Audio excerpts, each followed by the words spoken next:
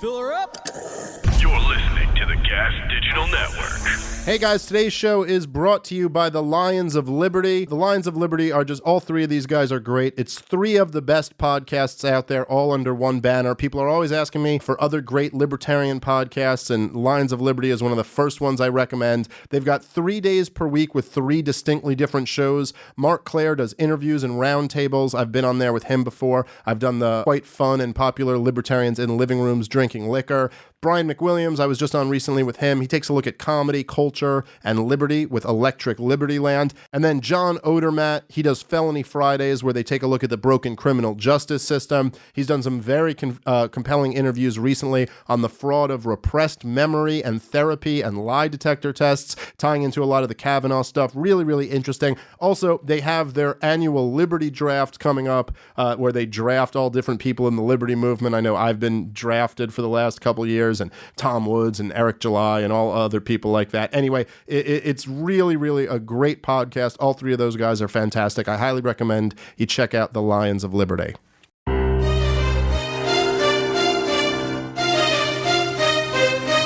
listening to Part of the Problem on the Gas Digital Network. I can be the freest country in the world when you lock more of your own people in cages than any other country in the world. The lesson of 9/11 should have been to never fund another young rebel group in this part of the world again. America started as the smallest government in history, and it's become the biggest government in world history. At the end of the day, it's all about freedom. Here's your host, Dave Smith. Why, hello, everybody. Hello, hello, hello. Welcome to a brand new episode of Part of the Problem. I am Dave Smith. He is Robbie the Fire Bernstein. We're very happy that you would take some time out of your life and join us. Of course. How you doing, buddy? Doing swell. How about yourself? Very good, very good. Do we sound okay? I'm not getting... my headphones are a little fucking... Oh, there we go. Now they're fucking working. Okay, very good. In business. We're in business. We're back in business. I was just in an Uber coming down here. Whoa, hello. There we go. Throwing the sweet beats behind Dave. Motherfucking Uber. Sorry, guys. Uber is our hip-hop word of the day. So when fucking you say bitches in an Uber.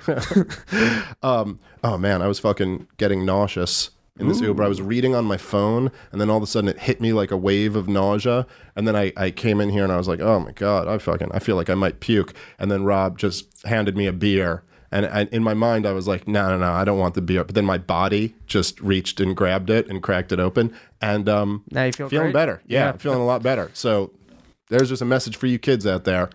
Sometimes you got to go with the instincts of the body. Sometimes the mind drowns out what the body knows is good for the body. You know what's amazing?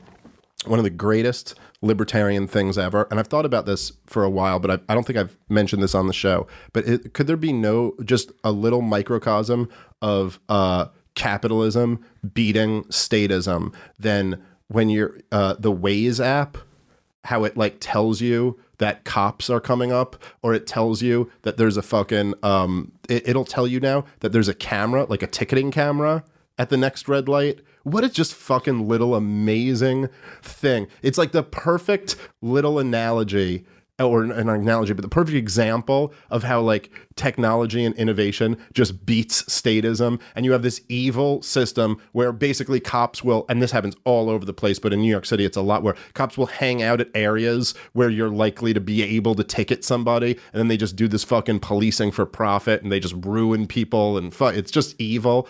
And then here's this system, this technology comes out where it achieves the stated goal of the state, but without any of the fucking violence.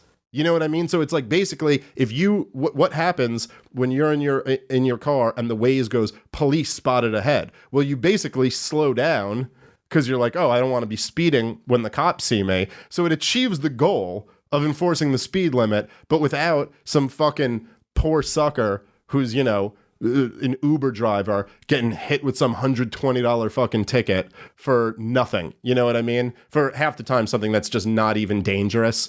Like I've been caught in Ubers before coming out of Central Park. It'll be 3 a.m, taking an Uber home, and they just catch you right outside the park because, it's like a 25 mile per hour speed limit, and they're going 35 or something like that, and they just give them some fucking... Oh, man. Dude, they fucking ruin people.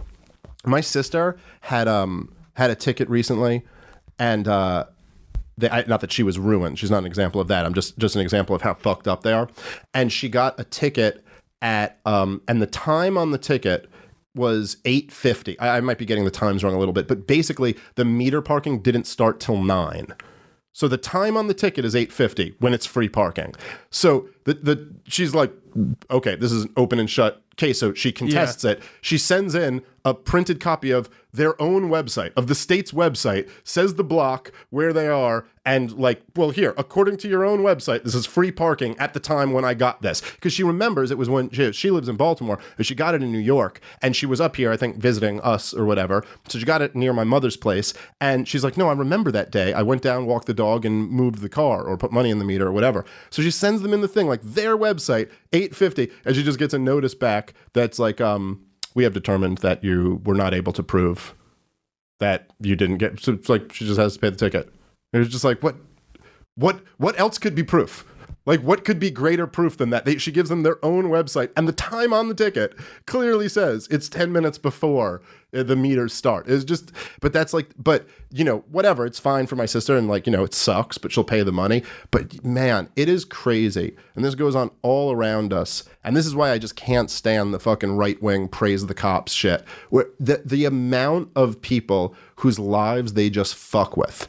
They just fuck with them. Did you ever hear, I remember Lewis told me about this initially, but one of the guys, I can't remember which guy, but it was one of the guys who started Tap Out, the clothing company. Yeah. They were like the first like MMA clothing brand. They were just like hardcore fans of MMA, and then they were like, someone should start like a clothing brand, and then MMA blew the fuck up, and Tap Out blew up also, and they probably, I'm sure, made a ton of money off it. But one of the guys, there were 3 of them who started it. One of them passed away. It was one of the other 2. I can't remember which one. I think it was the guy who calls himself Punk Ass, but I might be wrong about that. But he was a cop, and he just quit for like moral reasons. Like he was like, I just can't do this anymore. But he said he was telling this story about how he like pulled someone over and their license was suspended, and he was like, their rule was you have to arrest them if their license is suspended. That's like, which is true in a lot of places. And he said he was driving.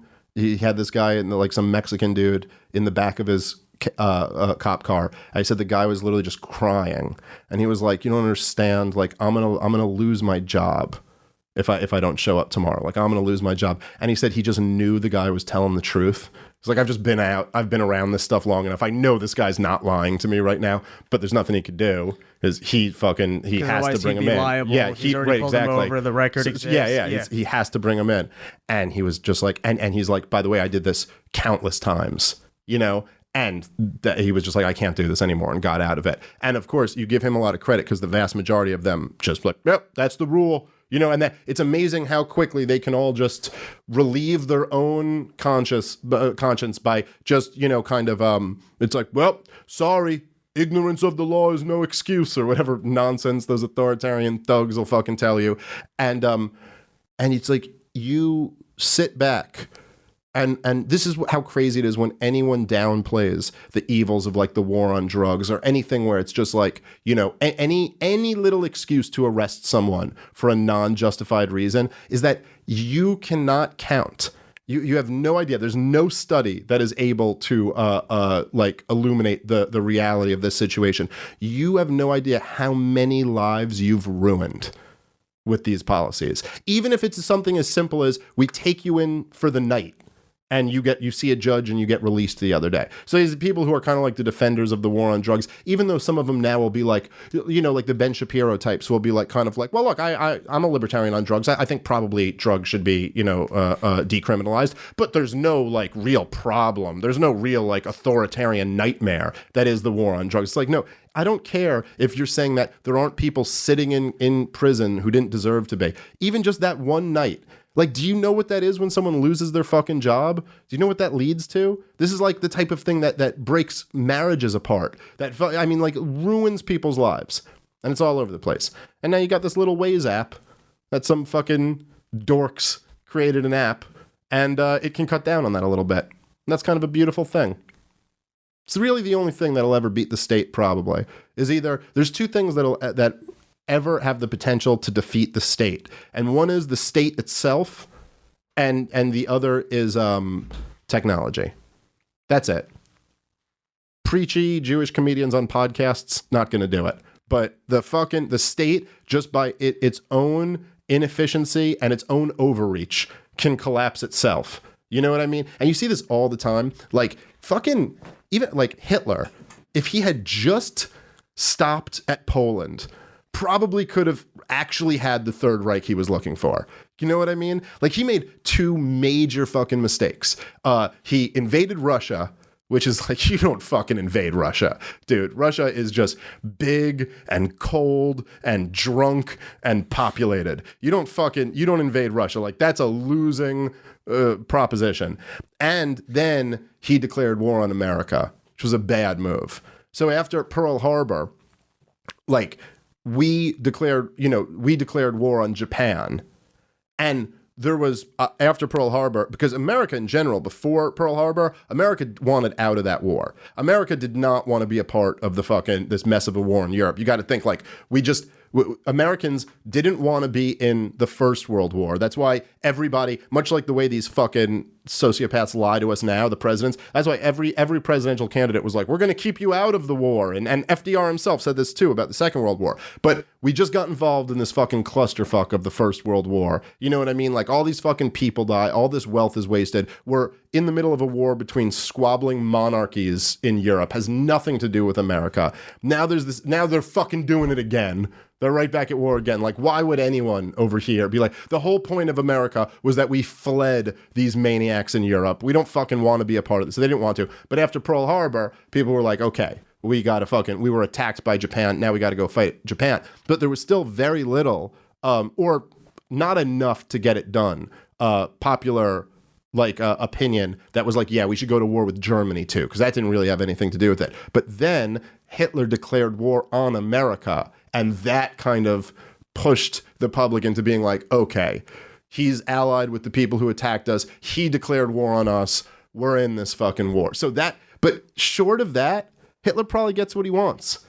And the fucking commies, if they didn't go so fucking crazy, like if they had allowed their people like a modicum of freedom, they probably could have kept their thing going too. So a lot of times these states destroy themselves by just overreaching, and then the other end is that they're so transparently inefficient at their own stated goals.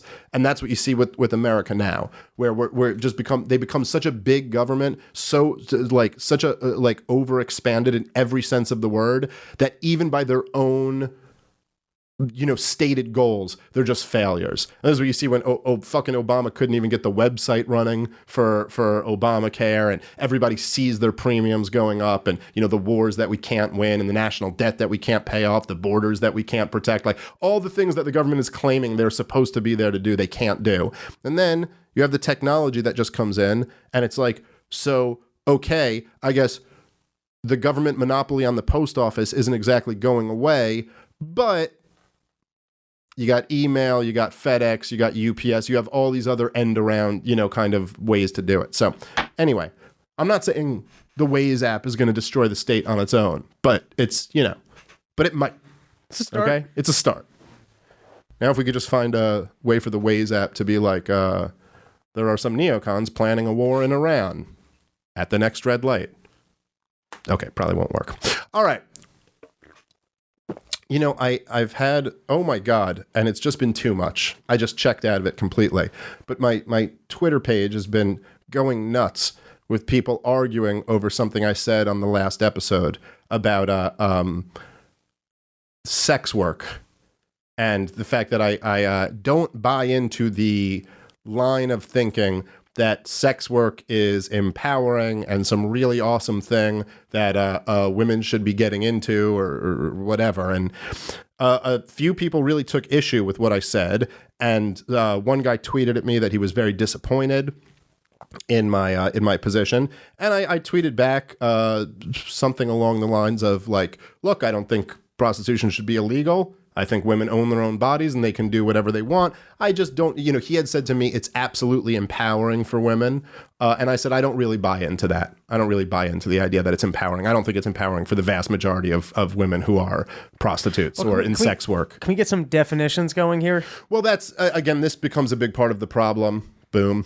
But right, like what does empowering mean exactly? It's one of those terms that's almost like it's in the eye of the beholder. Like whatever it means to you, it kind of means. I don't know. So maybe that's my own fault. I guess loosely we could say empowering means I feel good about this.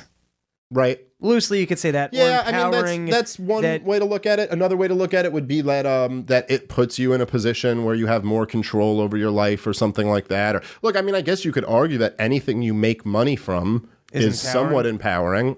So, okay, that's one way to look at it. All right. So by that standard, sure, I guess there is something empowering about it. I guess it also empowers. You have the failsafe that no matter how worthless you are in life, you can always sell your pussy. Yeah, right. You can really invest in zero skills and have nothing going. Now, as a failsafe, you can sell that pussy. Now, this is this thing that started really offending people is when we talked like this, and there were a couple different women. You don't sell your pussy because you got great options. Like if you're a genius person who can sit down and figure out the fuck out of chemistry and enjoys chemistry, you're not going, all right, but I could just go sell my pussy.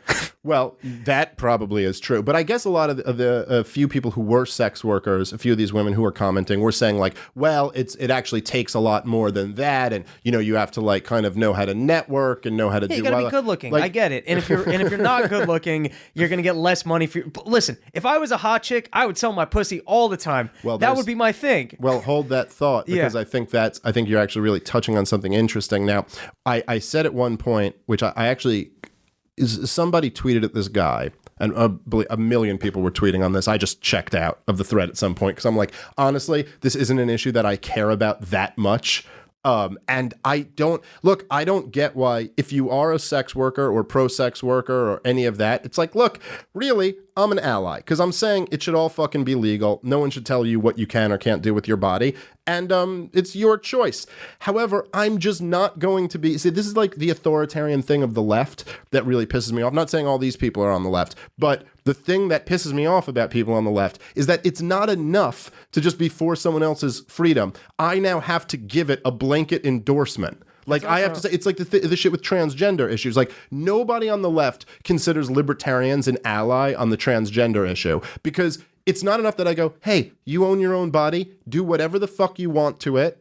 Like if there's a doctor who's willing to perform a surgery that you want, fine. There should be no laws against that. You should be allowed to do that. But I also have to say that Caitlyn Jenner is the woman of the year and she's like so powerful and brave or whatever the fucking South Park thing was. And it's like, yeah. And I also have to go, and they are the other sex and they knew from the time they were 4 and that's the reality. And it's like, I'm sorry, I'm just not going to pretend to live in this reality. I don't think so. And in fact, I think it's quite possible that a lot of transgender people who self-mutilate themselves, like maybe there's some issues going on there. And it's, I don't know. I'm a little skeptical about the claim that this is just a completely normal thing to do. But you have a right to do it. I think it's great marketing because if anything, I like the idea of being able to like write off your hooker expenses, empowering women. No, listen. Well, in my perfect world... you don't have to feel guilty about it. Like, you're like, hey, I don't feel bad. They want to sell it. I'm just helping them feel empowered. Listen, in my ideal world, they'd be allowed to be a prostitution, and there would be no write-offs, Rob. Right. Because we abolished the income tax a long time ago. So beautiful. Where we're going, we don't need write-offs. All right, let's take a quick second and thank one of our awesome sponsors for today's show, which of course is BetDSI.com. BetDSI is the place to do online gambling. They've been around for over 20 years and they're top rated on business review sites. They're super easy to use and they have a great customer service that's available 24 hours a day, 7 days a week, 365 days a year. There's a lot of cool stuff to gamble on these days. It's basketball season, it's football season. The UFC always has some great stuff going on. I'm going to give you some picks here, okay? Now, I haven't been doing so great this year. You'd probably make a lot more money if you bet against my picks, but you know what? I'm still going to throw them out here, and this is where we're going to start turning that around, okay? We got Rafael Dos Anjos coming up. I'm putting money on Rafael Dos Anjos. He's going to win this thing. Kamaru Usman, not quite ready for what RDA has to bring to the table, and Junior Dos Santos will be victorious against Tai Tuivasa. I might be saying his name wrong, but there you go. Couple picks, RDA and JDS. Those are my picks. I'm sticking with them. Now, if you go to betdsi.com and you use the promo code POTP120, they will give you a 60% bonus cash on your first deposit. So it's up to $1,000. If you deposit $1,000, you get $1,600 to play with. If you do take the bonus match, there are some restrictions on when you can withdraw your money. So you have to gamble a certain amount of money before you can pull it out. If you don't take the bonus cash, there's absolutely no restrictions. You can just play and cash out whenever you want. Either way, use promo code POTP120 to let them know that we sent you there. So go to betdsi.com today, start having some fun. Anyway, I guess, so one of the things that was said to this guy that I did see while I was still following the Twitter thread. Can we explore what is their thought on why it is empowering? Like what does it do for a lady that she's so more in I control guess of her sexuality? the argument it's an is ownership thing. The What is argument that I heard from a few of the different tweets that I saw are things like, well, I don't have to work a 9 to 5. I control my own hours. I pick. I have something that guys really want from me, and they're willing to pay for it. Kind of that type of things along that line. So you feel good that you can monetize, I guess, your sexuality. And that's a feel-good thing. Like, hey, I'm so hot, I don't have to do all this bullshit that everyone else has to do. I can actually just get paid for. Well, let me just say this, and I did want to bring it back to something you said a minute ago where you were like, oh, man, I mean, if I was a hot chick, I would just fucking sell it all day long. No, I know you would. But...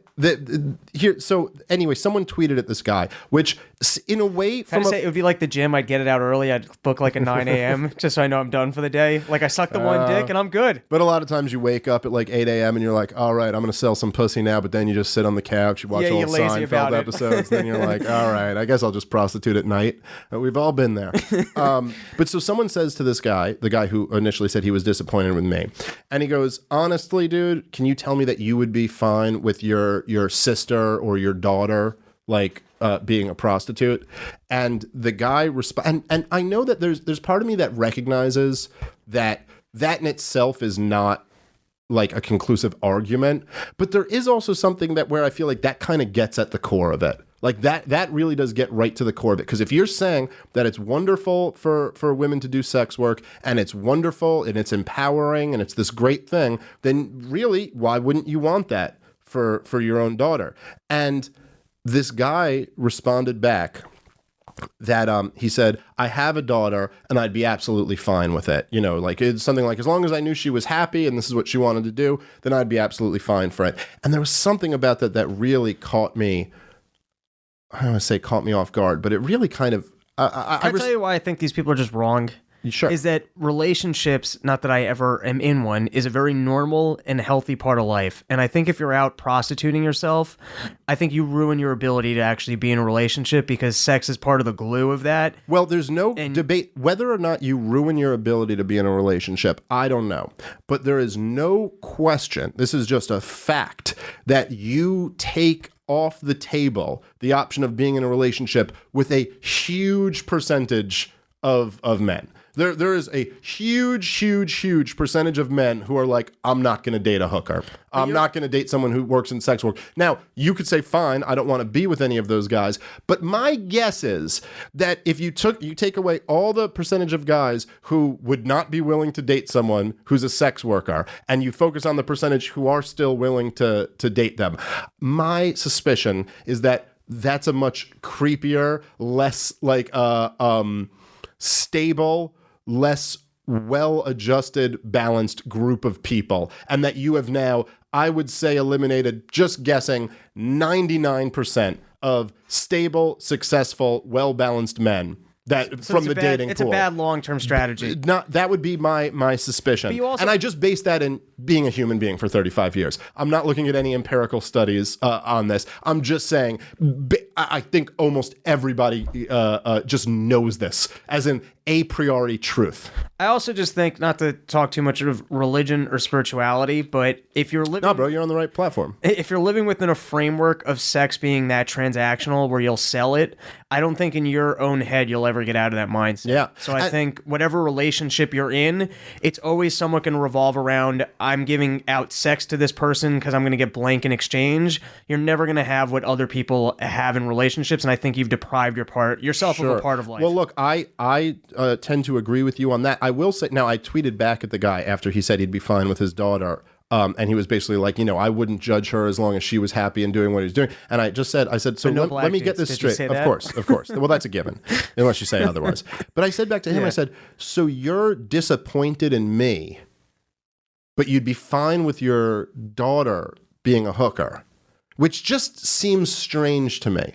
Seems strange that that's where you're disappointed in a podcaster who you don't know personally, but your daughter is selling her pussy for money, and that does not trigger any disappointment in your eye. Like, okay, if you say that, I gotta say, here's the truth, and maybe this is just an unfair reaction. I don't believe him.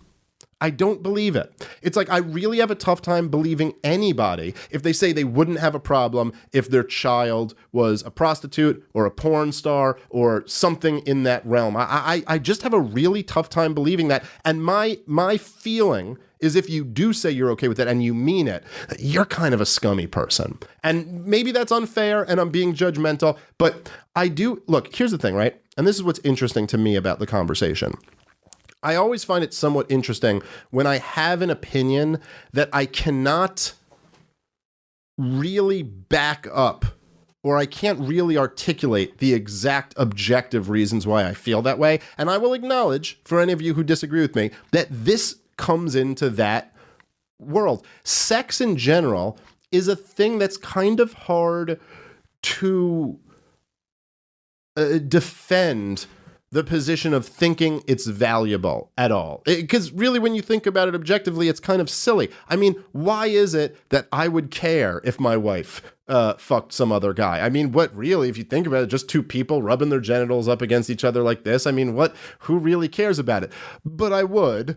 And she would too if things would not be okay in my household if either of us did that. And I'm very happy that we don't, and neither of us cheat. And so, but there is something there where it's like, it's kind of hard. It's not like, how you could easily explain why hurting somebody else is immoral or something like that, or not hurting somebody, but violently hurting somebody else or initiating force or some of the other things that we talk about on the show. So it is, but I gotta say, there is something inside just about all of us where if you said, well, how about if your mother, your sister, your daughter were a prostitute, that pretty much we all have a reaction to that. And I think, and as somebody who's about to have a daughter any day now, I'd be like, yeah, I would consider myself an absolute failure as a parent if my daughter's ever in sex work. One way or the other, maybe I'm not a failure as a parent, but something's gone really wrong in our lives if that's ever the position. That's how I feel. And I think most people kind of would agree with me on that. And I got to say, I think a lot of it is, so a lot of the people who were tweeting about this would say things like that this is proof, like my attitude and a lot of the people who were agreeing with me on the Twitter thread, our attitude is proof that, some were saying that religion still has its influence on society, or that, women are expected to be this certain way. Basically that it's this cultural kind of, they weren't using the term patriarchy, but that kind of idea that we have these cultural taboos for women or these expectations for women that are unfair. And certainly there is some of that. There's no question there is some of that. But I always think you can't just discount biology and act like that's not a factor in any of these things either. This is something that I would say the left gets completely wrong when they think everything's a cultural construct. And the right, the more hard kind of white nationalist right, gets completely wrong when they think everything's a biological construct. You can't just pick nature or nurture and think that there's not aspects of both involved. And I think any scientists who's worth their own salt will tell you that basically biology and societal effects are intertwined in just about everything, and it's pretty difficult to parse them out and to see what's what. But sex is very, very crucial in the process of evolution, in the process of biology, and in the process of a species continuing to exist. That's how it happens. Sex is how, and there are, in my judgment, just some biological realities that that if you ignore, you're just not going to understand this whole phenomenon. So one of them, by the way, is the idea of protecting women.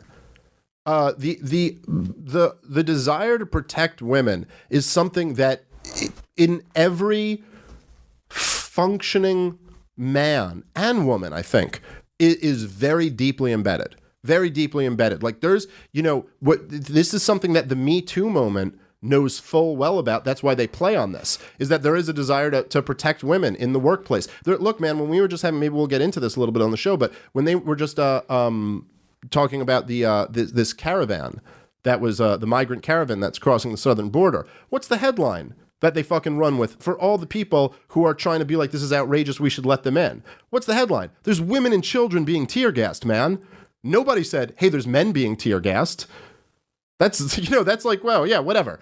It evokes more of a reaction out of every single one of us that women and children are getting gassed than it does that men are getting gassed. And that's a fucking fact. There's 4 men sitting around right here. Every single one of us has more of a gut reaction about, women and children getting tear gassed. Man, that's not fucking cool. Like, that's a problem. We got to stop that. And I actually think that is appropriate and it's healthy.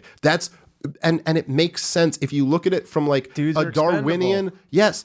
Look, when they would say, you just need one cock. Well, it's like that. That's exactly right. So if you look at things like in the Titanic, when the boat hits the iceberg, women and children get on the life rafts, men, a lot of you are going to die. That's the reality. That's what's going to happen here. You could talk about what the culture was at the time, what the societal expectations were, but to ignore the biology of it, it's like, dude, we have evolved for what we've been modern humans for like 250,000 years, something like that. We've been living in civilization for a few thousand years. This is like a little dot, and we are way more evolved to live in hunter-gatherer times. This is why people go on like the paleo diets, and it fucking works really well for their system, because we're not really evolved to eat this fucking processed food and shit like that. We're really supposed to be in this state, not supposed to be, but we are prepared more for a different state. And if you're on a desert island with one woman and 100 men, you're fucked. You're fucked. I mean, first off, there's going to be this huge conflict over which man gets this woman. There's going to be fights are going to break out, all types of shit. There's going to be chaos. This woman's going to get pregnant. Now she can't she's got another 9 months basically where she can't reproduce. Oh, and by the way, we're talking about without modern medicine or anything like that, there's a good chance they both die. There's a good chance the baby and the mother do not make it through delivery. Okay. Now, by the way, just not having like prenatal vitamins and things like that, you cause all types of fucking health problems, let alone every other little inch of the way. And then, of course, giving birth, which is this huge medical event, which is, if you don't have modern technology, is very, very dangerous. So then you go, now the woman dies or the baby dies or whatever, and you're fucked. Your whole civilization's over. However, if you have 99 women and 1 man on a desert island, you're golden. Like, it's fine. This guy will go around. This guy will be the happiest human being who's ever lived. He'll go around banging every chick. A whole bunch of them will get pregnant. Some of them will die. Some of them will reproduce. Within a couple generations, you're going to be back. And like, you're fine. So to ignore that is going to miss the picture. I mean, unless you just want to, reject science altogether, you don't believe in evolution, you don't believe in any of this stuff. But if you do, if you look at this, which I think is fairly objectively true, you're this is playing a role in why we value protecting women so much. And with the sexual stuff, there is, and I've read like really like renowned biologists who have like gotten into this, but there's a reason why men and women tend to have different sexual impulses. And women, everybody knows this just as a reality. I'm not saying there's no exceptions to this, but you can't talk about anything if you can't speak in somewhat in generalities to some degree. But women in general, right, are more protective over who they choose to have sex with than men are. And this is why I was getting back to your point where from a male perspective, it's very easy to say, oh man, if I was a chick, I'd be fucking selling pussy. I mean, why not? And the truth is, men would do that. Now, a lot of women, even the fucking ones who are out there who are like really promiscuous, and you've heard this all the time where women will be like, I'm basically just like a guy. Like, that's basically what I do, is I'm just like a dude. But guess what? You're not. Have you ever had some guy eat your muff in a bar bathroom It's like and thought it was the best time of your entire life? It's like, it's just, even you guys, and maybe there are some women who do that, but even if you have, I'm telling you, if a guy had the power to get laid the way women do, like as easy as it is that any woman who's not hideous could pretty much go to a bar and get laid anytime she wants to with absolute certainty. If men could do that, there would be no civilization. We literally would never build things. There wouldn't be skyscrapers. There wouldn't be automobiles. There wouldn't be any of these things because we would all just be fucking somewhere in mud huts. If we even put up mud huts, we might just be like, I'll deal with it when it rains. Like that's it. And there is a reason for this. Like basically what I've read from these biologists who have broken this down is that if you think about the way things were in hunter-gatherer times, right? In pre-civilization life. For a man to have sex with a woman, he was basically assuming no risk. There's no real risk. A man, you're going to have sex, it's going to feel good, you're going to basically be in control. When you're done, and that's that. For a woman, 150,000 years ago, to have sex with a man, she was assuming tremendous risk. Number one, I mean, just the obvious, like you're putting yourself in a vulnerable situation physically, but the idea that you could get pregnant. And now if you're pregnant, your ability to work for the next 9 months, like your ability to gather is going to be greatly diminished. You're going to be going through, it's just physically risky to you in a lot of different ways. So it just, in an evolutionary sense, made sense for women to have a little bit of a screening process before they just allow a guy to fuck her. It's like, well, no, I want to know that you're actually going to stick around. I want to know that you're actually somebody who can protect me. You're somebody who can help provide resources for me when I'm incapacitated. You're somebody who's going to take care of my child. Like, all of these things just naturally made sense. And this is why everybody knows this to this day, that women, well, men primarily are attracted to looks at first. Women are attracted to both looks and this other X factor, which basically all comes down to protection. That's what this is why women are more attracted to men in uniform than out of uniform. There's studies that conclusively prove that.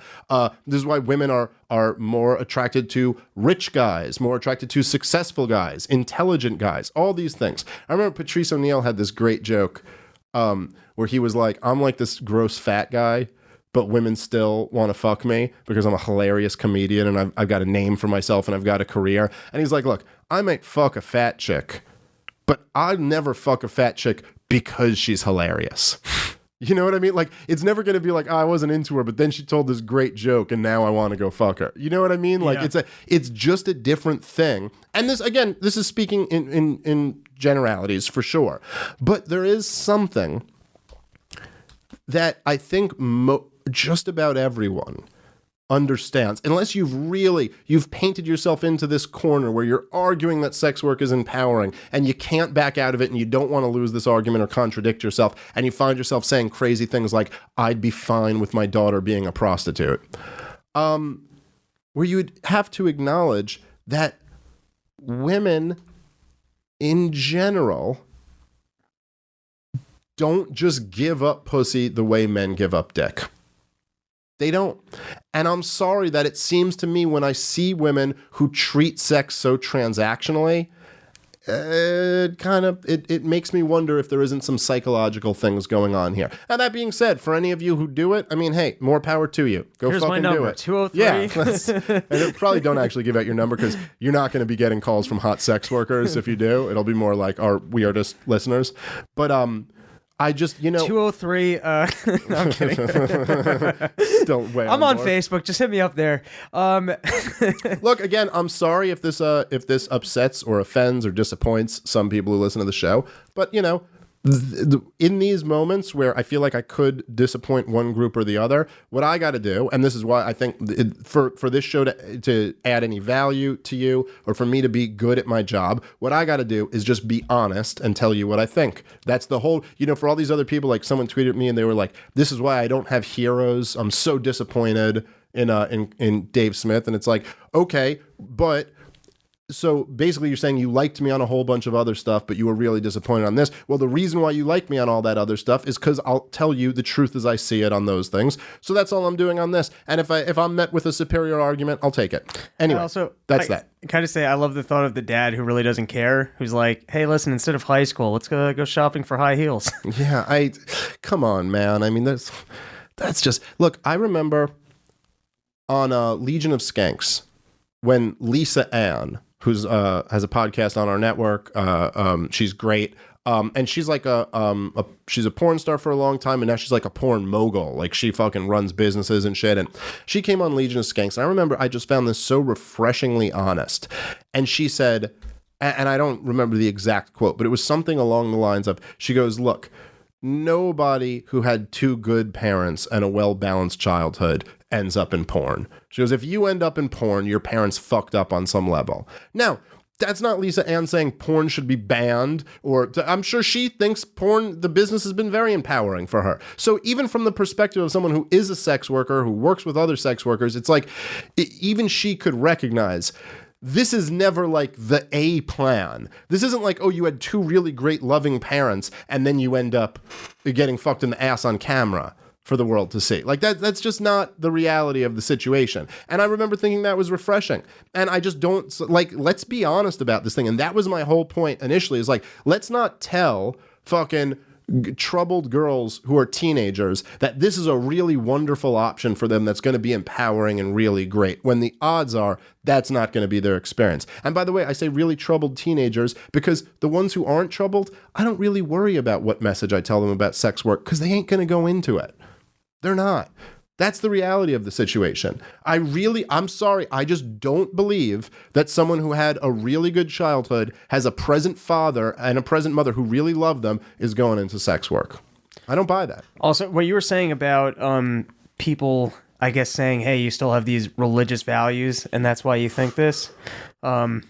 Firstly, I don't think you grew up with a ton of religious values, so I don't know how accurate that claim is. I don't know what you're talking about, Christian conservative. But also, like, to me, not all religious values should be shamed or bad. Yeah. The best one is, like, dude, do some research. Some religious people do really well, and it's because they've been trained in delaying gratification. That's the better side of, like, religion, is that it's the enemy of compulsive behavior, and there's a lot of religion kind of revolves around not being compulsive, and that is a tremendous value that's absent from a lot of, So according to Hoppe, Hans Hermann Hoppe, basically all of economics and all of civilization comes down to time preference, which is just the economic way of saying delaying gratification. So he's saying basically everything that is civilization is you saying, I will do some work for something later in the future. So what you're doing is delaying the gratification of not working now, of not going through this kind of difficult thing now, for it to be even better in the future. It's the, would you like $100 today or $1,000 a year from now? Everybody wants the $100 today, but you could recognize $1,000 a year from now will be way better than this $100 now. So let me take the $1,000 in a year from now. Like basic tests like that on time preference. And if you have a very high time preference, that's going to mean that you want things right now. If you have a lower time preference, he's saying how we build civilization. And when you think about it, there's something about religion that does push you toward having a very low time preference, because they're like, look, nothing you do in this world is really what's important. What's really important is beyond that door of death and what happens to you after that. So you can make all these sacrifices now for a future thing. Now, that can go good and bad. You know what I mean? Because you want to like enjoy some of what you want to build something for yourself or for your children, and not just for some fucking rich guy who's manipulating you with religion. You know what I mean? but there's definitely something baked into that encourages delayed gratification. I mean, that's like the very essence of the whole thing. So, right, just if maybe it is religion's influence. Like, I don't know. I'm not going to pretend that I can completely parse out what is religion's influence, society's influence, or biology's influence. But to just decide that there's no biology to sex, which is so obviously this key to evolution and biology and reproduction. Like, that's... Or that a value is stupid just because it comes from... Yeah, all of this religion. these are kind of non-arguments. And look, man, I don't really know what else to say on the topic because I'm kind of over it. But look, I just don't... I think that it's pretty crazy to me, right? That this is the angle of people who are like in this kind of pro-sex worker space, that I'd say, I basically, more or less, my position is, I think you should absolutely have the right to do whatever you want to do with your body. I'm for completely legalizing prostitution. I'd never have my daughter go into it, though. And they could be like, such a conservative. Like, it's like, all right, guys, I think I'm being fairly reasonable on this topic here. Like, most people are not going to be okay with their daughter doing that. And then I got met with a lot of this stuff, like, that people will say, which I really do think is like just this, I really hate the emptiness of this value. But a lot of people would say things like, well, you shouldn't impose anything on your daughter, and you should just be happy as long as she's happy. And it's like, nope, sorry. That's not how it works. Like, if you have any values at all, then you don't just go, well, I would never want to influence my child's thinking at all. I just want them to be happy. What if they're happy being a bad person? What if they're happy ripping people off? What if they're happy, cheating on their spouse or doing something? It's like, no, sorry, I'm going to encourage my daughter to be a good person. And that entails a lot of different values. And then that doesn't mean necessarily forcing her to be, but I can certainly influence. And, for those early years, force. Like, sorry, that's the job of parents. It's like you, and this is more into that whole like peaceful parenting thing. Like, from my perspective, I look at it like children are, they're people who are going to become adults, God willing, and they have rights. I think they have rights from the very time they're born. This is why you can't kill your children, you can't beat your children, like all these things. They have rights the same way other people do. However, their rights are basically in escrow under your what's the word I'm looking for? Domain. Not custodian, but what is it when you're like in charge of an account that's not yours?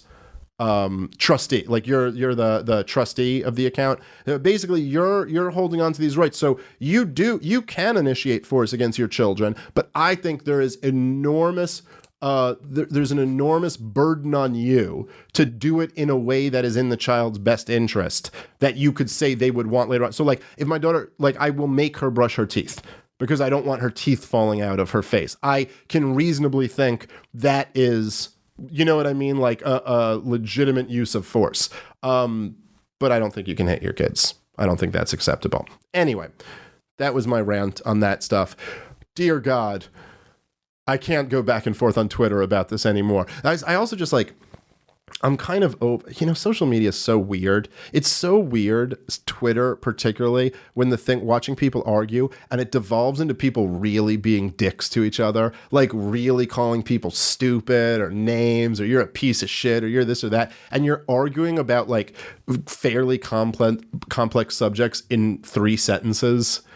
And then it's like everyone's just competing for what's the most like slam dunk 3 sentence on this thing. And then when some people like my buddy Giannis came in and tweeted at me, and he starts tweeting this kind of like deep philosophical things in like 3 sentences, and he's like, ideas are perfect only in the ideal realm. That was Plato's like thought on that. And you're just like, dude, what are we doing? We're gonna start breaking down philosophy on Twitter?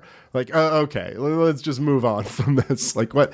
Anyway, go ahead, tweet at me your thoughts. Maybe I'm wrong. I'm willing. I know there are smart people who disagree with me on this stuff. So I'm open. Sell your pussy, feel empowered. Yeah, go. But look, whatever you do with your life, one of the principles of libertarianism to me is that you are more in a position, a legitimate position, to decide what you do with your body or your life than anybody else is.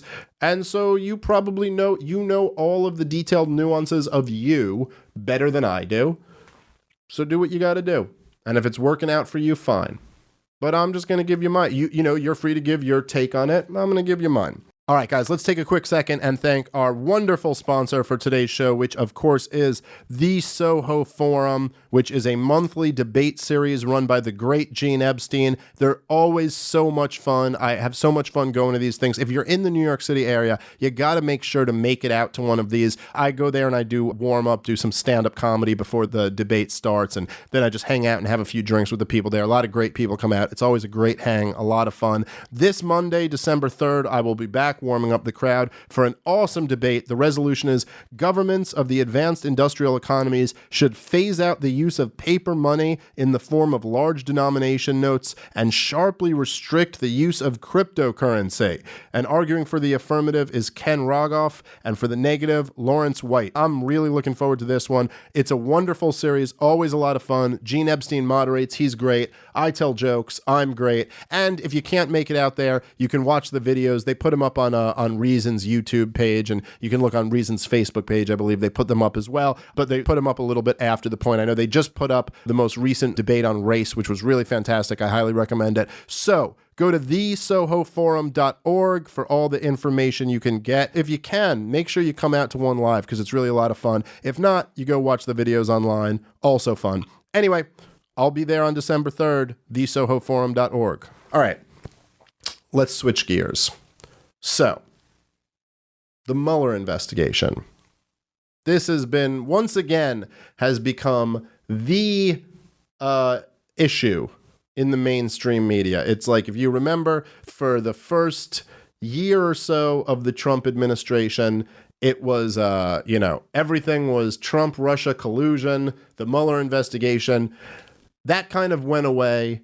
Now it's coming back and being talked about a lot because it looks like, even though we don't know for sure, it looks like we're approaching the end of the investigation where some type of report will be released and Mueller will tell us what he's found after spending millions and millions of dollars of taxpayer resources and taking up the first 2 years of Donald Trump's administration. I think the pressure is growing for him to deliver something, and if you pay attention to the mainstream media at all, the narrative that you would get is that the walls are closing in on Trump, and they've really got him now. That I don't think is, I think it's worth taking a little bit of a deeper look at these things. So I said at the very beginning, when the special investigation first started, that I thought this was really bad news for Trump. And I remember being a kid during the Bill Clinton special investigation when they were investigating Whitewater and all these financial scandals with that plot of land that the Clintons were involved with. And they ended up not really getting anything on that, but they got him for lying about the affair with Monica Lewinsky. He ultimately got impeached. And I always felt like that was probably the odds of how this was going to go with Trump. I was like, they're not going to get him for any Russia collusion or anything that they claim they're investigating, but they're going to find something because they're going to be grilling all of his people, looking through all of these records. And Trump's been a real estate developer. He's clearly not a guy of the highest moral integrity. Probably there's some shady shit, and they'll probably get him for something. So that's what I thought at first. And then as the investigation went on, I was just kind of surprised by how long it's gone on and how there hasn't really been any bombshell like that. So that's more or less my take. I guess I still wouldn't be shocked if they came out and found something, like some criminal activity or some shady thing that Trump's did. At the very least, something, if not criminal, that could be incredibly politically damaging, you know? But I'm not so sure. I'm not so sure anymore. And what's really interesting is that if you just listen to the mainstream media, it's like I said, the walls are closing in. Trump is in big, big trouble. I mean, look at this. They got charges against his campaign manager, Paul Paul Manafort. They've just brought charges against his personal lawyer, Michael Cohen, and he's flipping and he's making a deal with them and all this stuff. And it's easy to just look at it on the surface and go, oh yeah, look at this. They got a bunch of stuff on the people around Trump. But if you actually dig a little bit deeper, you start to realize what a fucking scam this whole thing is. And they've really found nothing. They've found fucking nothing. So here's what happens, okay? They got Michael Cohen for lying to Congress. This is what they've gotten him in trouble for. Now, I gotta say, it is really appalling when you think about all the lies that have been told. I'd say just since I've been like doing this podcast, but just in my adult life, all of the profound lies that we get out of the political establishment, that this lie, because I think he was off by 5 months when he said when they were planning on building a Trump tower in Russia. So he told them it was like January, but it was really June or something like that. By the way, even that, the offense, not that crazy. What? Building a tower? Well, what they were claiming is that they were gonna bribe Russia for the tower by giving Putin a unit for $500 million. Now, here's why that's not crazy. You're building in Russia. I'm sure to build in Russia or most of these third world countries, bribing is part of what you have to do. Russia's more of a second world country, but sure. I'm just wherever you're building outside of America and maybe in America a little bit, you probably got to bribe somebody. Oh yeah. That's first and foremost. And then as a business decision, they were saying it would have made them $250 million because just the knowledge that Putin's got a unit here makes it a place that everyone else wants to buy into. Absolutely. It is. Let's just be clear about this, because I don't want to mince words, and this is not even in a gray area. It is 100% legal. There is nothing illegal about building a tower, Trump's business doing business in Russia. Absolutely nothing illegal about that. But in addition to that, these plans were aborted. These plans were canceled. They never actually built a tower in Russia. There were plans to do it, and they didn't. Just to be clear here, none of that is illegal activity. It's not only was it not illegal before Trump was running for president, it wasn't illegal when Trump was running for president, and it wouldn't be illegal as president for Trump's business to do this. None of it is illegal. And what Trump says, I mean, take his word with a grain of salt, but what he says is he felt like it was going to be a conflict, so that's why they didn't end up doing it. Now, what Michael Cohen is in trouble for is lying. That's what he's in trouble for. It's lying. It's none of this other stuff, okay? Now, I'm just saying, forgetting the lies, like, when you just have some perspective of the lies that have been told by politicians over the last few years, like the last two presidents before Donald Trump, their two central issues, their two central accomplishments, like the thing that they did. If you look at, this isn't even close. Like if you look at what was the Obama policy, that was the big Obama policy, it's Obamacare. That was this is what I'm hanging my legacy on. This is my thing, Obamacare. And he lied through his teeth to sell that to people. Because if Obama had come out and said, hey, a bunch of you guys really like your plans right now. You're going to get kicked off your plans. A lot of you guys have personal relationships with your doctor. You might not be able to see that doctor anymore. This is going to cost trillions of dollars. It's going to be a tax as determined by the Supreme Court later. And by the way, for all that, your premiums are going to keep going up. If he had said that, what do you think the chances that Obamacare passes are? Zero. Literally zero. So what did Obama say? He said, if you like your doctor, you can keep your doctor. If you like your health insurance plan, you can keep your health insurance plan. Now, that was a blatant lie. Unless you want to think that Obama is just an incredibly dumb human being and was unable to realize that it was clear in the bill that lots of plans were going to be deemed substandard, then, I'm sorry, maybe I'd give George W. Bush that pass, but not Obama. Obama's smart enough to read a fucking bill. He knew what was happening. This was his fucking healthcare bill. So the Affordable Care Act was sold on lies. And Bush, of course, you would have the war in Iraq, which was completely sold on lies. Even the current president acknowledges that. So it's just worth noting, and I think just like a great example of how statism works, that those lies go completely unpunished. There's like no repercussions for lies that you like literally overhaul a sixth of the U.S. economy, or lies that destroy a nation, have led to fucking 15 million people being displaced, a million or so dead, and just an entire nation destroyed to this day where troops are still there. Those lies, it's like, hey, you know, that's politics, baby. But Michael Cohen was off by a few months over whether they were planning a completely legal business venture, and that guy is now going to fucking face the heavy hand of the law. But you might be saying, hey, okay, Dave, but those were just lies that politicians said. That's not technically a crime, which you're right. Brings up another interesting issue, but yeah, you're right. There's nothing technically illegal about a president lying to the American people in order to get votes or in order to get a law passed. What Michael Cohen did was he lied to Congress, right? Except think about the lies that have been told to Congress under oath over the last few years. So James Clapper testified before Congress that that the NSA was not collecting Americans' data. He said that they literally testified that they were not building a spying apparatus that was collecting metadata. Straight up said no. They asked if he was doing it. No. Why isn't that guy being prosecuted? I mean, I don't know. Like, one guy lied about a completely legal business deal. I mean, lied. He was off by 5 or 6 months. By the way, you never get to just say, oh, I misremembered. That's out the window. If you talk to the FBI or you testify before Congress, which, by the way, imagine people going back through your fucking, like things in your life, what your job was 3 years ago or something like that. And you're like, oh yeah, I was doing this in January. And they're like, no, it was June. And you're like, oh, I'm sorry, that was an honest mistake. They'd be like, nope, you're going to jail. That's it. You're going to jail. Now, he told a lie, but off by a few months, if you want to call it a lie, about a business deal, which easily could have just been misremembering the truth, and it was a completely legal deal that never ended up coming to fruition.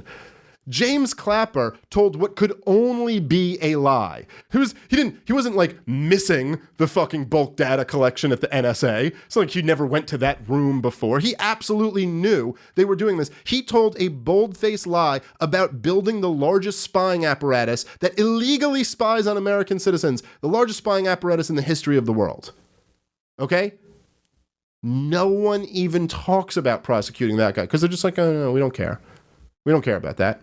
Now, James Comey, the head of the FBI, he testified before Congress that he's never leaked any information or authorized anyone to leak any information to a mainstream media outlet or to a media outlet. That's now been conclusively proven to be a lie. Where's the calls to prosecute that guy? Oh, no, there's none. See, the deep state is completely protected. This is the fucking terrifying thing about the state. They make a rule that pretty much anyone could violate. So if you're not allowed to lie to the FBI, or you're not allowed to lie to Congress, and they call you in, you have to testify or talk to them for hours. They ask you every little detail, and if you get anything wrong, now you're a felon. That's it. And then you're going to be looking at some crazy sentence, and now it's time to make a deal. Unless you want to ruin your life, now it's time to make a fucking deal. So that's the way this works. However, they completely get to be selective about when they enforce the law and when they just completely ignore it. So if you're a deep state operative, you're completely insulated, completely protective. If you are a Trump ally, now you're going to fucking face the full brunt of the fucking state coming down on you. Yeah, and that's basically the other guy who just got busted also earlier in the week. What's his name? Oh, fuck. Not Cohen, I can't. But he was saying, like, they said they busted him in a lie, and he's like, I don't know, you made me answer questions for hours and hours and hours on end of things that happened months earlier. You pulled me in 7 times. I never lied. Maybe you caught me on, like, I contradicted myself because I was confused. I'm blanking on this guy's name. I'm trying to pull it up now because I thought I fucking... Corsi is the guy you're talking about. Corsi. This is a guy who's in his 70s. So basically what happened was he... someone emailed him about trying to set up a meeting with Julian Assange, And he was like, yeah, like, I'm not the guy for that. And he forwarded it to someone else. And then the FBI was asking him about it. And they were like, did you ever get an email about Julian Assange? Now, this is how crazy it is what Corsi did. Corsi, right away, when they start the investigation, he goes, I want to cooperate. He gives them his computer. He gives them all of his passwords. He gives them all of his social media passwords, his email passwords. He's like, hey, I'm an open book. Here's all my stuff so you can know. So they go through. They know that he forwarded this email to someone else. Then they start asking him questions, which they already know the answer to. And some man in his 70s goes, oh, yeah, I never got that email. And they go, no, but you did, and you forwarded it. And then he goes, oh, yeah, I'm sorry, I did get that email, and I forwarded it to someone else. Now that guy's going to be prosecuted. Insane. It's insane. fucking bananas. So he went out of his way to cooperate. Right. And then he gave them the information. And they take the information that he gave them and then fuck him over because he gave it to them. That's crazy. I mean, it's bananas. And then they go, but now if you don't dive into this, you don't talk about all these things, it makes a real nice headline for an article. Right. 2 more Trump people are charged in the Mueller probe. And then you go, ooh, looks like the walls are closing in on Trump. But as soon as you start digging into this, like peeling the layers a little bit, you're like, oh, but there's nothing here. No one did anything. This is all just fucking bullshit. And then they have this thing like The Guardian basically retracted their fucking article that they ran last week where they were like, oh, they said Manafort went and met with Julian Assange. It's like, no, it didn't. It didn't happen. You know how much evidence there would be to back that up? Like you would be able to prove that Manafort went there. Julian Assange is like in a fucking embassy. People would be able to find out who he's seen. You don't think this would have raised any red flags when Trump's campaign manager came and met with Julian Assange? Oh, and by the way, if he did, that would be legal. There's nothing illegal about it, even if he did, but he didn't. It's like there's all this fucking craziness, and you're like, but what's actually going on here? You guys were tasked to investigate Russian collusion or Russian interference into the U.S. like election. It's like, okay, none of this has anything to do with any of that shit. Nothing to do with any of that shit. I was reading this pretty slick. So now what's interesting is Cohen's earlier testimony is now like considered discredited. So some people are saying that that doesn't help Mueller because now whatever he had, it's all viewed as not truthful. But here's the interesting thing. So they already got Trump's written yes. answers. Okay, so right. So the stuff with Cohen came out after Trump sent in his written answers. So now they can bust Trump in a lie because if Trump actually did his homework, he could have made sure that his written answers lined up with everyone else's testimony so far. But now if they flip Cohen to being retracting his earlier things, they can get a contradiction between Cohen and Trump and potentially bust Trump for lying, which is pretty cool. Yeah. I mean, cool from like, hey, like this is fucked up, but... Yes, no, I agree with you. I think that's basically what they've got left. Is they can maybe get Trump for saying something that wasn't accurate. But it's just, it's really an interesting window into how this whole process works. So it's the same thing, the type of stuff that you could have busted a huge number of people for. Let's just say, I'm gonna venture to guess any political candidate winning's coalition, if you dig into the people behind that campaign, I'm sure there's tons of horrible things. Well, this is not new to American government politics. No, but here's the crazy thing about it is that, and this is the thing I said with Paul Stone Manafort. And Manafort, they've been around forever. Well, that's right. So these guys have been around forever, right? So Paul Manafort and Roger Stone, these guys were working for Republican campaigns. But between the two of them, I mean, they helped out Reagan, George W. Bush Sr., George H.W. Bush, and George W. Bush. I mean, they helped them out. No criminal charges, nothing like that, no talk of criminal charges. And if these guys hadn't helped out Donald Trump, they'd be fine. They'd be made in the shade. They'd keep going and living their nice lives. But as soon as you have a candidate, as flawed a candidate as Trump was, who's opposing the deep state, opposing the order that we're in right now all of these tools get focused on him. So it's like, it's just a real fucked up system where it's like, oh, so how could anyone who opposes the deep state ever fucking get, you know what I mean? Like ever get anything done, because all of them are just going to come right after you. And they don't even care. I mean, it's like this shit's out in the open. It's not like, the Kennedy conspiracy or like some 9/11 conspiracy or something like that. It's like, this is just, no one's even arguing that James Clapper lied to the Senate Intelligence Committee. Nobody's even questioning that. It's like, oh yeah, no, he did. It's like, oh, so what's he doing now? Oh, he just got a lucrative deal with CNN and, blah, blah, blah. That's it. He'll be going around talking. James Comey, well, we know that he lied in front of Congress. It's like, yeah, he's selling his book. He's doing fine. No one's even thinking maybe we should go after these people. It's just not going to happen. And again, this isn't conspiracy. It's like you can watch the video of them lying. Like you just go YouTube it. It's there. It's all there. But this guy got dates wrong. And now he's going to go down. I mean, look, Michael Cohen, from a lot of things that I've heard about him, I think is a pretty sleazy guy. He was like Trump's sleazy lawyer. But compare like some sleazy lawyer to the biggest criminals in the world. I mean, I'm not like exaggerating. Between the Bush administration and the Obama administration, you had the biggest financial criminals and the biggest war criminals in the history of our nation. All of them got off free. Not a single one of them even faced charges. None of them. But then you got this Trump guy who basically just ran against the system, and we better start really prosecuting people for crimes. Do you remember when Obama said about Bush, the war crimes under Bush? Because when Obama first got in, a lot of the useful idiots who supported Barack Obama were pretty outraged over the crimes of the George W. Bush administration. And they were like, hey, isn't torture illegal? Can't we prosecute people for this? So there was a lot of pressure for Obama to prosecute. And I remember Obama said that, he said, now's not the time to look backward. It's now's the time that we have to move forward. And, it's like, here's the thing about prosecuting crimes. You got to look backward because that's how that works. Your Honor, I raped that chick yesterday. Your Honor, I did rape that woman, but now is the time to look forward, not backward. And you're like, you know what? That's a really beautiful thought, sir. Case dismissed. You're out of here. And Obama, by the way, which I mean, I'm not a fucking legal expert, but I would think this would be some type of dereliction of duty, because Obama actually said in his fucking just infuriating Obama charming way, he goes, we tortured some folks. We did some things that were wrong.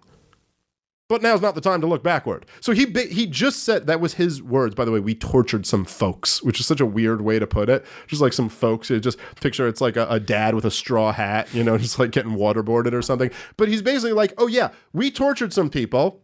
We, violated not only U.S. law against cruel and unusual punishment, but also international law, the Geneva Convention, a ratified convention, which is now the law of the land. We violated all that. Oh, but we're not going to punish anyone for it. We're not going to punish anyone for it. And then, of course, Obama went on to continue to commit war crimes, violate international law in, like, a ton of different areas. I mean, just like bombing sovereign countries who you haven't declared war on is a violation of law. Torture is a violation of international law. And of course, as we've had the great Scott Horton on to break down several times, his CIA under John Brennan actually committed treason by like the definition of treason, like giving material aid to an enemy of America, which of course was Al-Qaeda in Iraq. And so, and of course, they've helped Al-Qaeda out in several different arenas. But so all that, but this is what everybody, focuses on, and the walls are closing in on Trump. So look, when it comes down to it, the whole justification for the Mueller investigation, and to me, this should be the story, whatever ends up happening, even if they get Trump on his written answers that he lies, and then that's going to be a big thing. But look, I wouldn't be surprised if they do, if they try to move in on Trump. I've been thinking they were going to do this for a while. But even if we get the fact that we get Trump lying, or they get, whatever, Michael Cohen going to jail, or Paul Manafort in jail, or whatever, to me, the headline about the Russia investigation should basically be that it was all a bunch of bullshit. And, I'll wait and see what Mueller actually comes up with, because sure, I don't know everything that he's got. Maybe there'll be something there that'll really surprise me. And I'll be like, oh shit, they really had this. But basically what we have so far is when they say Russia interfered in our elections, which again, sounds nice as a headline, but the more you actually dive into it, it's like, yeah, Russia interfered in our election, just like they interfere in every election, just like we interfere in every one of their elections. And America interferes in elections. I mean, fucking forget just interfering in elections. America just straight up overthrows elected leaders if we don't like them. I mean, we've done this like a lot. We've been in this game for a long time. I mean, Mossadegh in Iran was, I think, in 1953 or something like that. We overthrew him. He was an elected leader. We do this all the time, all over the place, where we'll overthrow elected leaders. We did it recently in Egypt, and we install leaders. We hold elections for other countries. I mean, the idea of interfering in an election and America being outraged about that is ridiculous. But the Soviets have been trying to interfere in our elections since the Bolshevik Revolution, and they always do, and sometimes to larger or smaller extents. And we always try to interfere in their elections, to at least when they've had them.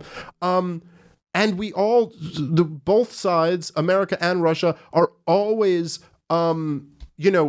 involved in propaganda campaigns in the other's business. I mean, just think about what's going on right now with Russia and Ukraine. You think America's not involved in any of the propaganda over there? Like, it's obvious. We both so what actually happened in the 2016 election is, in perspective, so minimal. I mean, it's like nothing. It's like they had some Facebook bots or something like that. It's fucking ridiculous. Like, they were taking out Facebook ads. No one even the smart campaigners here didn't use Facebook ads. They were like, no one pays attention to Facebook ads. It's not clear that they flipped one vote, that they influenced anyone. And okay, even if they did influence anyone, I mean, is that actually illegal? Is it illegal to, like, make an argument to someone that would convince them? Like, what if a Russian sat down and went, have you really looked at Hillary Clinton's, like, healthcare plan? And you went, that's a good point. I think I'm going to vote for Trump. Is that illegal? Is that interfering in an election? It's really not clear. Now, the other stuff, when you really dive into it, is that the narrative that Russia interfered to get Donald Trump elected completely falls apart, because really all they interfered to do was try to not get Hillary elected. They were organizing pro Bernie Sanders events and pro Bernie Sanders Facebook ads. And then after Donald Trump got in, they started helping to organize the anti-Trump events, which, by the way, none of these worked. Like, so it wasn't like they weren't even instrumental in any of these things. But why would it be that Russia would support Bernie Sanders, support Donald Trump, be against Hillary Clinton, and then as soon as Donald Trump got in, be against Donald Trump? It's almost like the Russians are trying to sow division in America. What a fucking shock. Is this really a big deal? Do you know what the fucking KGB was doing to us for fucking decades and decades? This is child's play. This is nothing. Of course they're trying to sow division, and we try to sow division over there all the time. Why do you think there's all this fucking anti-Putin propaganda that fucking comes out? I mean, look, Putin's not a good dude, but compared to Soviet leaders of the past, he's no fucking Joseph Stalin. That's for sure. So it's like, why is there so much propaganda against him now? It's all the same thing. And the other part of it that, the reason why they might be kind of anti-Hillary was because Hillary Clinton was running on starting a war with Russia. So they might have kind of not liked that. And again, that's not hyperbolic at all. This is like according to our own military intelligence. Like, you can look at this at military testimonies before Congress, where they were like, Hillary Clinton's running on a no-fly zone in Syria, which means war with Russia. Like, there's Russian planes flying there, and she's saying she's going to start shooting them down. So yeah, I imagine Russia wouldn't really want a war with the United States of America. But aside from Russia, also, every sane, rational human being should agree that it's probably not a great idea for the two powers who own 90% of the world's nuclear capabilities to not fight in a war. Probably a good idea. It's that great Albert Einstein quote where he said, Albert Einstein said, "I'm not sure what weapons will be used to fight the Third World War, but the Fourth World War will certainly be sticks and rocks." That's good. It's like, there's no more world wars like we had in the fucking 40s. You can't do that shit anymore. Those nukes that we had then are nothing compared to what the world's loaded up with today. You can't do that. Like, there's never going to be like a conventional world war again where we just send a bunch of our boys with fucking backpacks over to go invade Europe. It's like, this shit is a whole different game now. We will destroy humanity. And there are some people out there who are crazy enough that they might let this fucking happen. So anyway, Look, man, this Mueller investigation's been going on for a couple of years now. I can't believe, I'm actually shocked that they haven't produced more of a smoking gun of something. Maybe they're holding it. Maybe they're playing their cards close to their chest. I don't know. But I think the more you dig into this stuff, you realize how much they still have nothing. But you also realize that won't necessarily stop them from fucking indicting people. Because they have no problem just tearing all these people down, ruining their lives for over nothing. The one that you were talking about, the guy, the 70-year-old who's literally gave them his email. And then, I mean, that was just, to me, the craziest of all of them. That's just like fucking sad. You're like, oh, you're actually like ruining some fucking guy's life. And then again, I mean, I don't think for the most part that these guys who are involved in these political campaigns are like particularly good people. But it is just, it's so outrageous, the double standard of who fucking gets the force of the state brought down on them and who doesn't. It's enough to piss you off. It's enough to get you a little bit pissed off. All right. Thus ends my Mueller investigation rant. I like this last topic coming up. Oh yeah. Do you want to get into it? So it's the fucking tech companies, social media stuff. A lot of people have been asking about that. There was this Laura Loomer woman who she's I guess like I don't know. I've seen her like a few times before. Like I think she was working with Alex Jones and those InfoWar guys for a little bit. She's been on Michael Malice's show before. And she was permanently banned from Twitter. And then she went yesterday and handcuffed herself to the Twitter building here in New York. I didn't even know Twitter had a building here in New York. Can I? So the part of it where like Twitter won this one for sure, because firstly what she did, which was so annoying, is she didn't just show up and say, "Hey, I think that Twitter's getting rid of people just because they have alternative viewpoints, and I think that that's bad for everybody because information on the internet should be open and free." Fine. Maybe we'll stand behind that. But she does that cunty-ass thing where she shows up with the Jew sign and says it's because I'm Jewish, and we all know it's not. And that's the most annoying thing in the world. And why, like, if you're never on the right side when you're playing into the, hey, it's because I'm black, hey, it's because I'm Jewish, hey, it's because I'm Puerto Rican. I agree with you on that. Playing that fucking dumb shame card. But here's the hilarious thing. So she shows up, and she handcuffs herself to the door. She goes, "Hey, I don't have the key." And then the cops come by and go, "Listen, they said they're not going to press charges, so we're not arresting you. So you can just hang out here as long as you want. Like, this is just up to you. No one cares." And then she's like, "Well, I don't have the key." And they're like, "Well, just let us know when you're ready. Like, when you've had enough of this, we'll cut you free." And she's like, "I don't know." She said, "She's like, wait, so you're just not going to arrest me?" They're like, no, everyone's cool. You can. I think they did remove her at some point. No, that was because after 2 hours, she said, "All right, like, can you just cut me free?" Really? Is that and how they it cut her is? free and let her go. Fucking Twitter said, "Have fun. You can spend your whole day out there. We don't give a shit." That is pretty Oh, funny. they played it perfectly. And Twitter's like, yeah, no, you're blocked from using Twitter, but you can hang out here as long as you want. Like someone from Twitter's coming out and like bringing her a hot coffee. Yeah. Like, hey man, it's cold out today. Have some. Well, I did look. I mean, I saw some pretty dishonest reporting of it. So, which I just hate is that it's always, it's like. And I know a lot of people jump on this, but it is a fair point. Is that it's always like far right.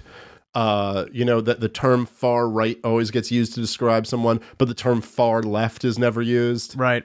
So nobody, whoever you're talking about, I mean, like it's if say David Duke speaks anywhere or he's on CNN or anything like that, it's always like former Klansman David Duke. But if you talk about Nelson Mandela, nobody ever goes former communist Nelson Mandela. And honestly, as fucked up as the KKK is, they ain't got shit on the commies when it comes to like death and destruction. I mean, literally, it's like a fucking, someone playing intramural basketball compared to Michael Jordan. Like the commies have killed over 100 million people. These guys are nothing. So, there's hypocrisy there. And I did see somebody called her alt-right in like a pretty, I forget where, but it was like a pretty big publication. They referred to her as an alt-right. And I was like, well, for an alt-right activist, she's pretty pro-Israel and pro-Jewish. So I don't really think that's like the alt-right's deal from my understanding of those guys. She wore the yellow Jewish star. It was so gross. That you were which the yellow Jewish star is what they used to, like in the 30s in Germany, pre-Holocaust. Before they just started like rounding up the Jews, they were like, all right, you're cool. Or not you're cool, but they were like, you can keep your business, but we want to know who, like, we want to mark all you guys. So Jews had to wear a yellow Star of David everywhere. So it's some type of like, you know, symbol that's what Twitter's doing to her now. Look, man, I do think there is a real concern about what's going on with a lot of the tech companies. And I don't think that anybody should downplay that. It's concerning where you can start having these huge platforms that are very much in bed with government, in bed with these big corporations that are in bed with government, and then they can start deciding who can get kicked off for their political views and who can't. Like, I really don't like that. And there's something very dishonest when these companies are basically saying, we're not doing that at all. I don't know what you're talking about. We're a free speech platform. We only kick you off for hate speech. But by the way, hate speech doesn't exist on the left. It only exists on the right. And then they just start purging people who they, you know, it's kind of similar to what we were saying about the justice system, where they have these rules, but then they choose who they enforce them on. So James Clapper's cool, Michael Cohen not cool. So that's more or less what's going on. And don't get it twisted, like some of these companies are really, look, if you want to say, another thing came out this week about Google, like hiding conservative stories. There's another thing about that. There's been a lot about that. There's no doubt that, I mean, you want to talk about interference in elections, take a look at Google. And Google has just enormous power as a company right now. Like, it's really where people get information from. And if you want to really think about what type of fucked up company Google is, forget any of the stuff they did in the 2016 election. Forget any of the stuff that they bury conservative articles or they promote social justice warrior shit. Take a look at what Google does in China. And that's where you'll really realize, like, oh shit, these guys will really go in and cozy up to a brutally authoritarian government and fucking really, you know, like fuck over their people. Like, they don't have principles. And there's something scary about that. It does. It really creeps me out. The question that begs is, what's the solution to that? Like, what can we do? And what a lot of people have come to, and I guess to some degree, you know, we should be used to it at this point because this is just the nature of the beast, is they come to a statist conclusion, which is, well, you know what? We can't figure out how to solve this. So the answer is we got to get the government in there to write a rule that says that Google is the public square and therefore freedom of speech is protected in the public square. I could not be more against that as a solution. And I think it's like, unfortunately, people advocating that, they fail the very basic why you shouldn't be a statist test, which is that you don't, look, man, you can always make an argument that the government should have some authority and then they could use it in a really good way, right? I mean, that argument could always be made, like, you know, give somebody the power to make all these decisions, and then I'd like them to make all of the correct decisions and do it in a way that I like it. But I mean, by that line, let's have a complete totalitarian dictator who runs everybody's life, but just make it a really great guy. Make it somebody who's awesome and makes all the right decisions for people, right? Like, I mean, you know, that could be done. The problem is that's not how it works out in reality, because there's a few different forces that get involved. Like, number one, power is corrupting, and absolute power corrupts absolutely, like that old saying, and it's true. So this is why, you know, what's it in Lord of the Rings? There's the who's the guy who's the good wizard in Lord of the Rings? Gandalf. Yeah. And he says at one point, Frodo goes to Gandalf and he goes, he's like, can you just take the ring, like, for a little bit? And Gandalf's like, no, I can't. He's like, it'll corrupt me too. He's like, at first I'll want to do good, then I'll get drunk on the power, then I'll like, he's like, dude, you got to hold this thing because you're the only one. Frodo's Ron Paul. He's like, you're the only one who can fucking, because you're just like, I don't know, you're like little and kind, and somehow you can, and even Frodo starts getting fucked up by the ring, because the ring fucks everybody up. So that great guy who's going to be the dictator of all people and make sure they make all good decisions, make him that dictator, he's not going to be such a great guy anymore, because human beings get drunk on power, and if you have the power to run everybody's life, it's going to go bad. And then the other problem is that even if that weren't true, it still won't work out well, because even if that guy gets in there and has all this fucking power and he goes, I'm going to do all the right things with it, he's going to get an ice pick in the eye from some evil dude behind him. He'll take over the power and do really evil things with it. It's like when the fucking commies used to say that Trotsky was such a great guy, even though he wasn't. That's all a bunch of bullshit. But even if he was a good guy, it still disproves communism, because he ended up dead with a fucking ice pick in the side of his head, and then Joseph Stalin rose up and killed tens of millions of people. So still, not a good system. Doesn't matter. So here's the basic statism test. If you're going to give the government any type of authority, imagine your worst enemy wielding that authority, and then tell me if that's a good idea. That's all that's going to happen. So you can if you give the government the authority, basically, and this is what happens over and over again with the state, is like the more authority you give them, why would it be used to benefit all of you guys? It's going to be used to benefit the same group, and really, the group that you have a problem with is the state to begin with. So you're going to give the state the power to now regulate these social media companies. What do you think they're going to do? Make sure the alt-right has more of a platform? Of course not. They'll just find their own fucking rules, and they'll, as we were saying before with the Michael Cohen thing, they'll be even worse and more arbitrary in terms of punishing people. Also, I mean, maybe I'm wrong on this, but I think there's a bit of a tipping point to internet censorship of you become not cool. At some point, you just don't become the best resource for information. Like, yeah, I don't know. I've even seen that in the way you shop online. Like, Amazon is king right now because they give you good deals. If at some point they start promoting themselves too much, or they start, ramping up their prices enough, there's going to be another eBay. There's going to be some other site. We'll get wind of it. I used to shop on Craigslist all the time.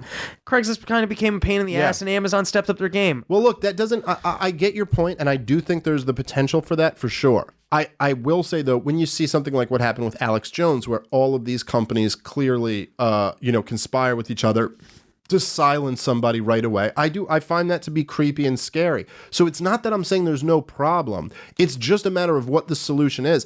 And I think the only solution that's going to come from this kind of social media is you as an individual supporting free things like the Gas Digital Network. And I mean that for real. The problem is with all these things is that the platform kind of contains the audience.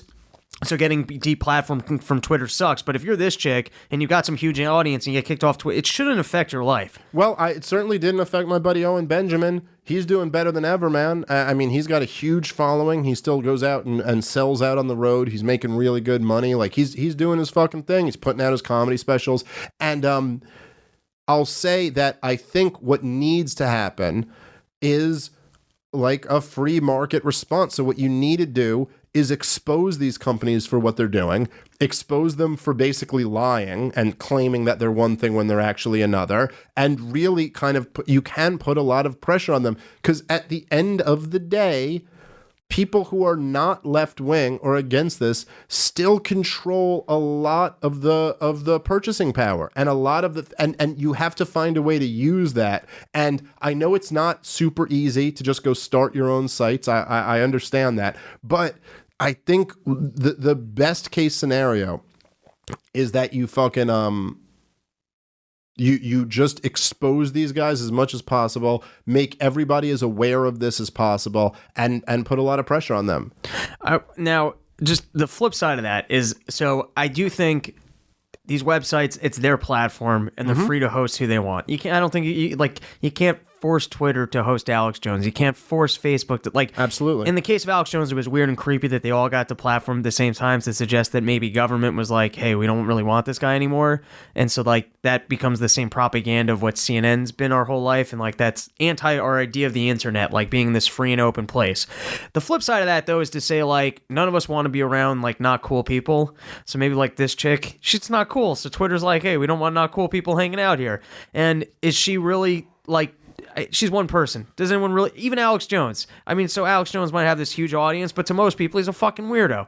Right. Like, is Alex Jones being kicked off Twitter the tipping point where us are like, hey, I don't really want to be. Firstly, I don't spend time on Twitter or Facebook. I don't do that. But like, for the most people, like for their core audience might be these fucking leftist jerk offs who don't want to be on a platform that includes an Alex Jones, and it doesn't affect their business model if they got rid of every single person that was still. Who gives a shit? It's their fucking business. Well, look, I agree with you completely. I do find it an interesting tactic on the left and this happens all the time. It's not specific to this argument, but there's this thing where I feel like we are very into being consistent and not contradicting ourselves. Yeah. And they are not. And they don't care about that. But they smell all over us that we care about that. So you'll see a lot of people on the left going like, oh, they're a private company. They can do what they want. And it is a weird thing where you're like, wait, since when have you believed that? Like, I know you're pointing out that I would be a hypocrite if I didn't believe that. And that means something to me. And you know it does. Like, you can smell my desire to be consistent all over me, because that's why people are libertarians, because they want to be consistent. That's literally it. It's like, because you're like, oh, I don't want to contradict myself because that would disprove everything that I stand for. So they'll be like, well, you believe in the free market, right? So it's the free market. It's like, didn't you just say that like a baker has to bake a cake for a gay couple? Since when are you saying that people in the free market can just fucking not provide their customers, or they can pick who they serve and who they don't serve? So, you know, they are hypocrites, but let's not also us be hypocrites in the same way. So I do agree with you. I think they can, unfortunately, they can deplatform who they want to. Here's the thing. I'm rooting against these platforms. Absolutely. I don't like Twitter. The fact that other people have fucking Twitter followers, I'm supposed to try and promote myself there. I feel like you got to be early to the party on some of these platforms. I hope they all disappear and we get some newer platforms that are a little more. I don't know. I fucking hate Facebook. Twitter means nothing to me. I hope they all go away. If they progress with this, I think at some point they become not cool, because even to mainstream people, they go, hey, like, there's censorship here. Like, you can so now we're at the beginning of it where like they're really going after fringe people. And yeah, if you're people who utilize these platforms, I'm not just talking with people who listen to the show, but like if you're a person who utilizes this platform, everyone should be upset about the fact of lack of free speech anywhere. You should like, if you're one of these fucking pricks, this going back to just, hey, be cool. If you're one of these fucking pricks who goes, hey, that guy's saying things I don't like and I don't want him hanging out in the same internet area as me, then you're not cool and your whole thing's going to become not cool.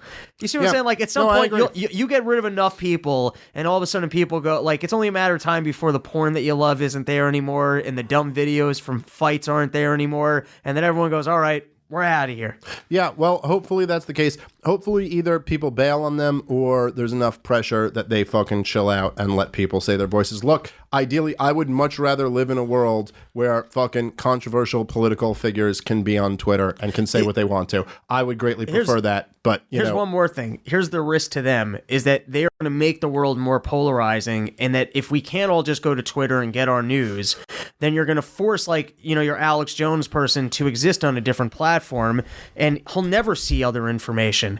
You know what I mean? Yeah. You're going to fracture the internet where, like, if you're a person who is right-wing oriented and all of that information is getting censored off the internet, that's how that, like, that the Drudge Report came along, was that there was a time when you couldn't really get conservative no one was reporting news. on the Clinton Lewinsky scandal, and he was like, I'm going to fucking do it. You couldn't get conservative and he did it. And then the word spread, hey, there's a place that you can go and get conservative news. That's right. That's right. And it is, look, and I'll close out on this, but my bigger picture and why I'm really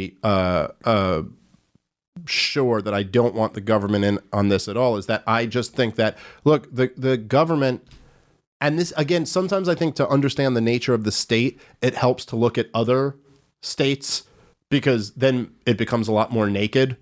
Like, if you're like, oh, the government is the people and the government is just us and they're kind of this benevolent force, and you'd be like, right, well, how about like the government of Russia, or the government of Iran, or the government of, and then they go, oh no, they're all criminal organizations, but like ours is the good one, you know? And it's then so I'm just saying the government tries to control the media.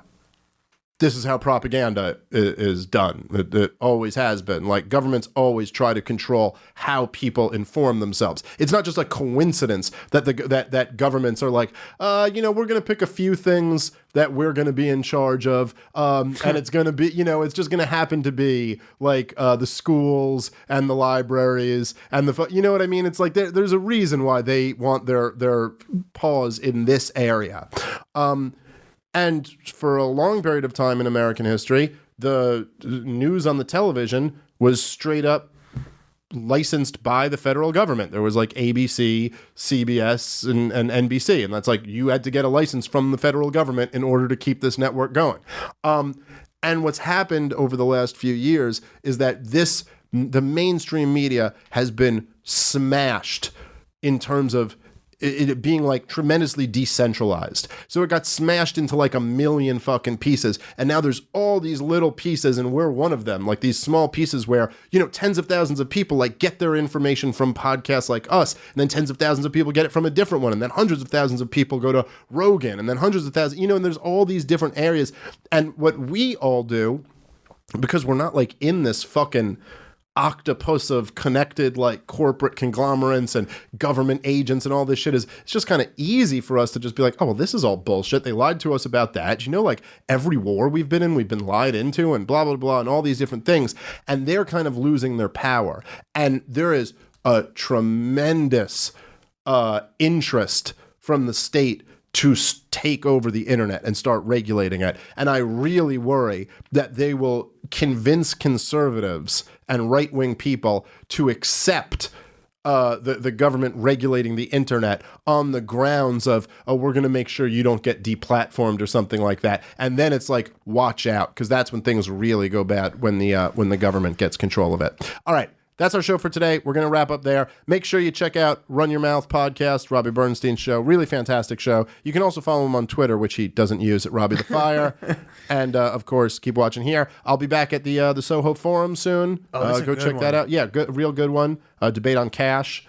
TheSohoForum.org. Check that out. I'll be back on Kennedy on Tuesday at 9 p.m. So go watch that. All right. Good to talk to you. See you next time. Goodbye.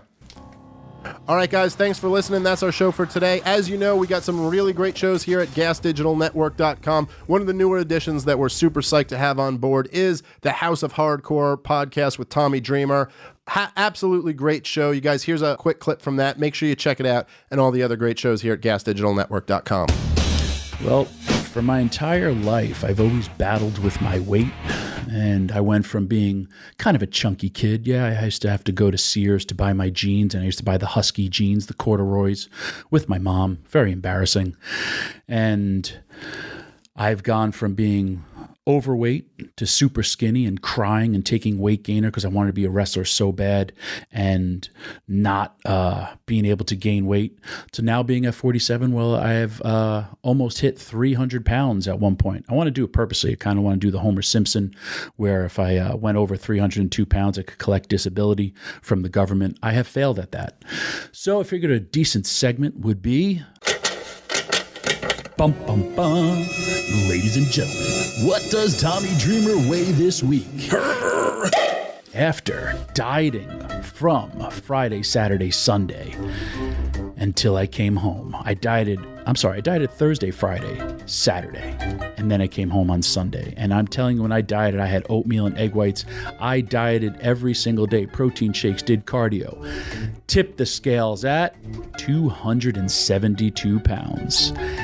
And then it would have been less, but Sunday night I came home and my kids had a Halloween party, and I got home late from my flights, and I had 2 black and white cookies, 4 hot dogs, 3 pieces of pizza, some guacamole dip, soup, and what else did I have? Oh, brownies, Rice Krispie treats, and other things. I had a gorging fat fest of my fat cells were in overdrive, and that's kind of how I am, because I don't sleep, and this was all late at night. This was at 2 o'clock in the morning. That's the best time to eat, the best time to gain weight, and then, of course, I go into carb overload, and I fall asleep. So, back to dieting. I want to be 255. So this segment of What Does Tommy Dreamer Weigh this week, I will have fans call in. I will have celebrities call in. I will have people looking at me and try to guess what I weigh. And this week, it's 272 pounds. And just to let you know, I have gained 13 pounds in 1 week. I've also lost 11 pounds in 1 week. So this is a game that is based pure upon my gluttony or based upon my pure fact of being so stupid. Thank you very much.